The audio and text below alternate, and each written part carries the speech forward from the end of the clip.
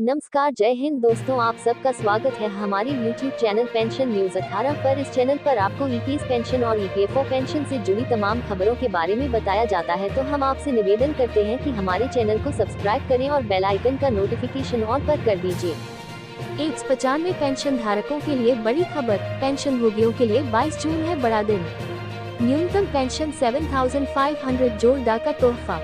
2014 के लोकसभा चुनाव के पहले भगत सिंह कोश्यारी कमेटी ने एक रिपोर्ट सदन को सौंपा था और इस रिपोर्ट के सभी सिफारिशों को लागू करने का आश्वासन भाजपा मंत्री प्रकाश जावड़ेकर ने दिया था।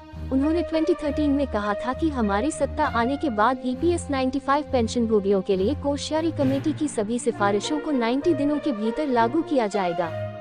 2014 में बीजेपी सरकार की सत्ता पूर्ण बहुमत से आई, पर 2014 से लेकर 2024 आ चुका, लेकिन हालात वैसे के वैसे ही है, क्योंकि बीजेपी सरकार की मंशा केवल सत्ता में आने की थी। केंद्र सरकार ने अभी तक पेंशन भोगियों को दिए गए आश्वासन को पूरा नहीं कर पाए है। क्या थी कोश्यारी कमेटी की सिफारिशें?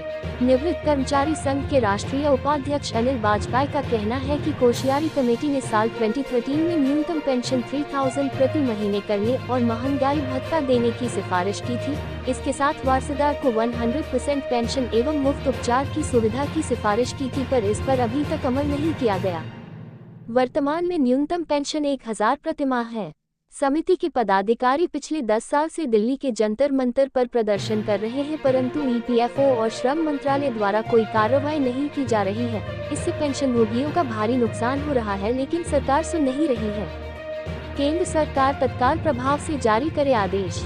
इस बीच महाराष्ट्र से कर्मचारी नेता विजय कदम का कहना है कि लोकसभा चुनावों के पहले पेंशन भोगी संगठनों ने तय कर लिया था कि अगर केंद्र सरकार उनकी मांगों को पूरा नहीं करती है तो बीजेपी या उनके सहयोगी दलों को पेंशन भोगी वोट नहीं करेंगे। इसके अनुसार पेंशन भोगियों ने सरकार को सबक सिखाया और अब मोदी जी बिना गठबंधन की सत्ता में काबिज नहीं हो सकते। इसके बाद भी अगर मोदी जी सबक नहीं लेते हैं तो पेंशन भोगी अगली बार उनको सत्ता से बेदखल कर सकते हैं। इसलिए उनकी मांगों को पूरा किया जाए और जल्द से जल्द तत्काल प्रभाव से आदेश जारी किया जाए। पेंशन भोगियों ने न्यूनतम पेंशन का विकल्प चुना। वहीं पर एक पेंशन भोगी राजेंद्र बिष्ट का कहना है कि 2024 लोकसभा चुनाव में 400 पार का नारा देने वाली अति आत्मविश्वास से लबरेज अहंकारी मोदी सरकार को अपेक्षित सफलता न मिलने का एक मुख्य कारण बुजुर्ग, ईपीएस 95 पेंशन भोगियों, अल्प वेतनभोगी कर्मचारी, मजदूर और उनके परिजनों की घोर नाराजगी और उनकी बददुआ भी प्रमुख कारण रही। वहीं पे एक दूसरे पेंशन भोगी ब्रिजेश कुमार का कहना है कि 195 में हायर पेंशन भोगियों के साथ एक बहुत बड़ी धोखाधड़ी है। गलत हेरफेर वाली लेखा प्रणाली के तहत ईपीएफओ में जमा करने के लिए बूढ़े गरीब पेंशन भोगियों से फिरौती की रकम मांगी जा रही है।